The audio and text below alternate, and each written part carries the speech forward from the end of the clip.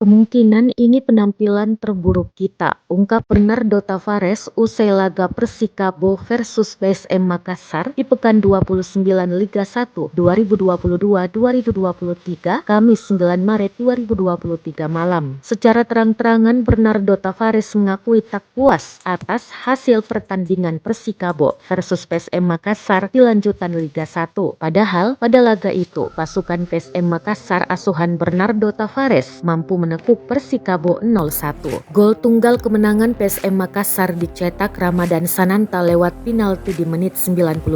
Gol tersebut memastikan PSM Makassar bawa 3 poin dari Stadion Pakansari Bogor, Jawa Barat. Ini yang kemudian membuat PSM Makassar saat ini mengumpulkan 65 poin dan kian kokoh di puncak klasemen Liga 1 2022-2023. Secara statistik, pertandingan PSM Makassar kalah dari Persikabo 1973. PSM Makassar hanya catatkan total 5 tembakan, 3 tembakan tepat sasaran. Berbanding 15 tembakan Persikabo, 5 diantara tepat sasaran. Namun dari tembakan tersebut tidak mampu jebol gawang Laskar Pinisi. Meski menang, pelatih PSM Makassar Bernardo Tavares sepertinya tidak terlalu puas. Dia menilai timnya bisa tampil lebih baik lagi. Bahkan berujar lawan Persikabo 1973 jadi penampilan terburuk PSM Makassar. Dia mengutarakan timnya tidak dalam top performa karena minimnya waktu istirahat. Pertandingan padat harus dijalani. Waktu istirahat antar pertandingan hanya 3 hari.